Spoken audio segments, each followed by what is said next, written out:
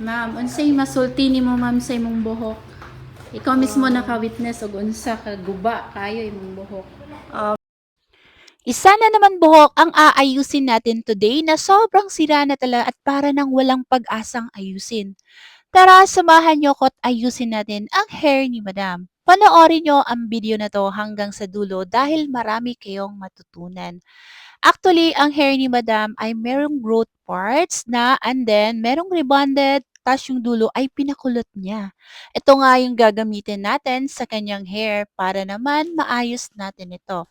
Ito ang Wars Hair Products Wars Keratin Straightening Treatment na nakaka-straight at nakakaayos ng buhok without damaging. Marami pa rin talagang hindi naniniwala na maganda at hindi daw nakaka-straight ang Wars Keratin Straightening Treatment. So, panoorin nyo yung video na to para makita nyo yung pinaka-outcome ng kanyang hair. Eventually, ito yung new growth niya, curly at may 2 inches na bagong tubo na nga ng original virgin hair niya. At ito naman sa gitna ay previously rebonded at bleached na rin po. At yung dulo naman niya ay kinulot at sobrang dry at frizzy na nga. So anyway, hindi ko na rin pinakita dito yung pag-a-apply ng ating blue variant, red variant, at yellow variant at yung pag-spray ng pH balancer sa dulo dahil ako ay nasa Bacolod at yung staff ko lang yung nag-apply. So anyway guys, binabad namin yung kanyang hair ng 4 hours. Bali, 4 hours natin siyang binabat at inayon natin ito ng almost 3 hours. Sobrang tagal, no?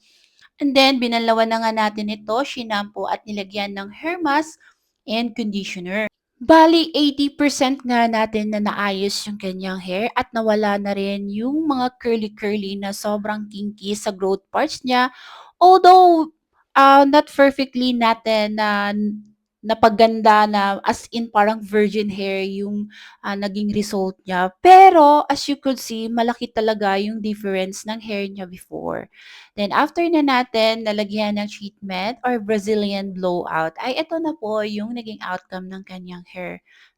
Shiny, smooth, at talaga nang naayos nga natin ang hair ng ating client. At syempre, honest tayo dito at what you see is what you get. Nakikita nyo talaga sa video yung nagiging resulta dahil sa pag-blower niyan ay makikita nyo talaga yung magiging outcome ng hair ng ating clients.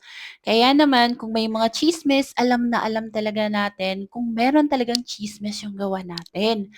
So, as you can see, naayos nga natin ng 80% yung hair ng ating client. So, kayo na lang din bahala po mag-judge kung talagang perfect or pangit yung gawa natin. So, ito yung feedback ni ma'am. Ma'am, unsay masulti nimo ma'am sa imong buhok?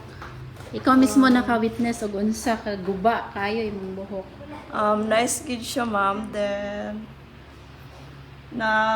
abi na kung wala na yung pag-asa nga mabuhi siya. Then, mo ni ang result, perfect eh siya for me. Very satisfied. Pila ka percent ma'am? 101. Wow! Grabe jud ka guba kayo na yung buhok Grabe ka jud. ba? Wala ko ga-expect. Guba jud kayo ka. Kulot pa jud gipakulot mo gani niyang buhok. Yang buhok color tapos gi-bleach tapos gipakulot na po tapos gikoloran na pod.